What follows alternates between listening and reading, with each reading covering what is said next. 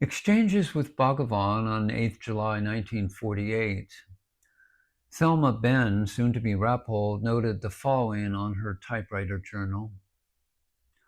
Only the birds were on hand during the chanting of the Vedas this morning. I proceeded to the rocking chair for further meditation, and then hurried back to the hall in time to hear Sam ask Bhagavan a series of questions. Always Bhagavan comes back to the same, who am I? And there is nothing, just be. On the morning of 17th August 1948, Sam asked Bhagavan what a devotee should do at the time of death. A devotee never dies. He is already dead. Bhagavan stops and waits for a competent translator. And then Devaraja Mudaliar enters. And Bhagavan completes his response by asking rhetorically, what should a devotee do at the time of death? What can he do? Whatever a man thinks in his lifetime, so he does in his last moment. The worldly man thinks of his worldly affairs, and the devotee of devotion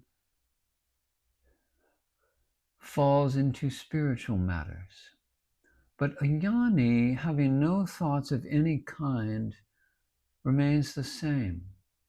His thoughts having died long ago, his body as himself also died with them. Therefore, for the jnani, there is no such thing as death. Again, people fear death because they fear the loss of possessions. When they go to sleep, they do not have such fears. Although sleep resembles death in the leaving of all possessions behind, it causes no fear in their hearts because of the knowledge that the next morning they will take up their possessions once again. The jnani, having no sense of possession, is entirely free from the fear of death. He remains the same after death as before it. Rappold's queries come across as very insightful, and he asked, the book Who Am I says the mind generates thoughts through a unique power of Shakti. What is that Shakti? It is the mind itself. Kill the mind and thoughts cannot arise, for without mind there are no questions, no arising of ego self or world or even Ishvara. Then is Ishvara also a creation of the mind? There is no thought of another without the thought me. Then I am the beginning and the end? Is there nothing save what is seen by the mind itself? Yes, I am the beginning and the end. He who sees the self of all and does not heed differences which are only duality. Does the wise man, the fully enlightened sage, have thoughts of his own? Yes, the only difference between the wise man and the fool is that in doing the same actions, the sage knows who he is and what is happening, while the fool does not.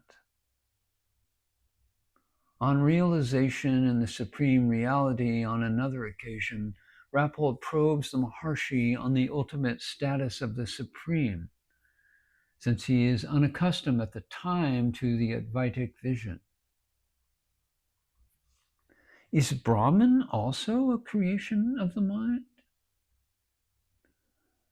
Jiva, Ishvara, Brahman are all creations of the mind through Maya. But when the mind is still, there is Brahman.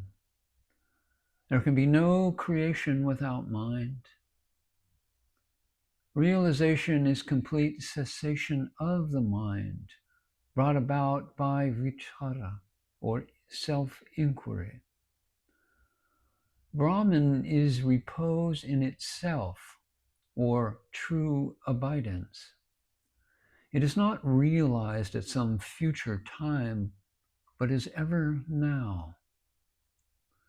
When the process of self-inquiry reaches its culmination, it is seen that one has never been the mind, but only that.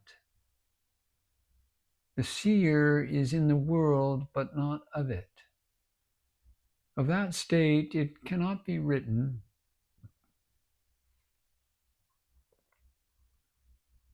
Rappold later reflects and comments, words are but attempts to name and describe conditions, and most have no meaning in reality. It seems all things are resolved in the pure mind. All things are in Brahman and thus formless. Maharshi's way is to realize now what is and has ever been, ever present. Hold fast to that which does not move. This is the self. So it seems the entire sadhana is to put aside all sense of I, for you are that.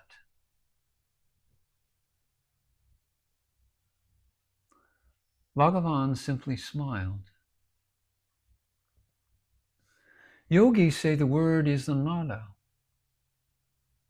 Nada, Om, Pranava, all are symbols of that which the jnani is. Then I am that I am is the beginning and the end. Yes, the jnani is that.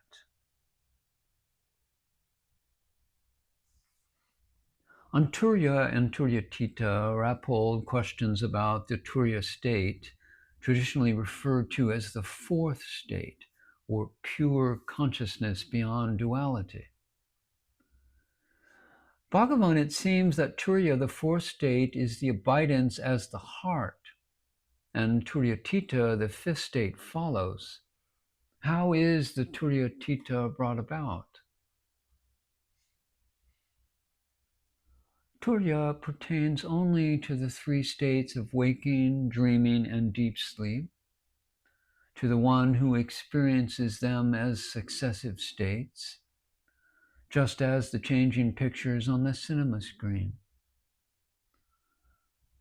Samadhi and Ananda Samadhi, said to be the state of complete absorption in pure awareness, transcending mind and ego, reveals the true nature of the self as infinite consciousness.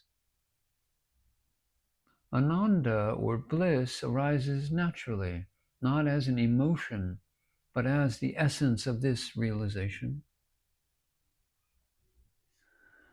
Well, Bhagavan has said bliss and the self are identical. But in the Madhukya Upanishad, it says mind should not be allowed the bliss of the samadhis. Bliss is all the same. Samadhi, which changes, has 6 stages and is, for the spiritual aspirant, a necessary preliminary. But samadhi pertains to the mind. The real bliss is beyond these samadhis and is perpetual. Will Bhagavan please say something about the stages of samadhi? Samadhi is one, but is said to have 6 stages. The 2 divisions are savikalpa and nirvikalpa. Savikalpa is with effort, with thought. Nirvikalpa is effortless. It is the boundless ocean without thought. There are 4 stages of savikalpa and 2 of nirvikalpa. On surrender and ego surrender, the complete offering of oneself to the divine, is the relinquishing of ego and control. Rooted in trust and devotion, it dissolves resistance and aligns the individual with grace, unveiling the innate unity with the Supreme Self, Brahman. Rappold asks what the place of Bhagavan's teaching on surrender plays in the life of self-inquiry practice. Surrender and self-inquiry merge in self-realization. To surrender is to inquire into the source of the ego and abide as the self. Bhagavan has said, what is inside must come out. Should one allow these inner tendencies to rise fully? The vasanas will arise in sadhana, but must be cut off by returning attention to their source. Do not engage with them. Hold fast to oneness. What is the relation of ego to prakriti, the matter or substance, and pralaya, dissolution? Ego arises from prakriti. All is dissolved in pralaya. Turyatita is the screen which ever persists, and you are that.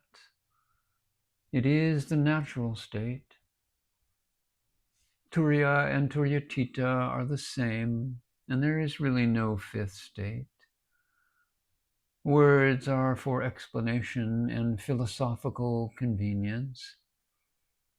Only for the ignorant are there the different states. For the jnani, there is but one ever-present state that is changeless, silent being, which cannot be differentiated. The jnani does not identify himself with the apparent changes.